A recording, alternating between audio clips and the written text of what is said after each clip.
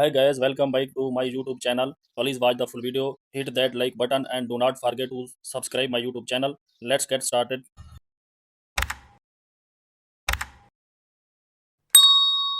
Welcome to another tutorial.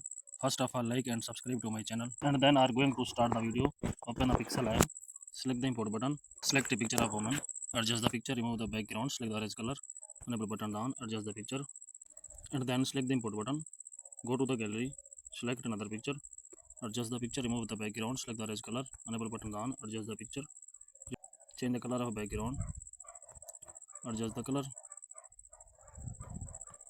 then change the color, select the color, save the shape of image, adjust the image, confirmation,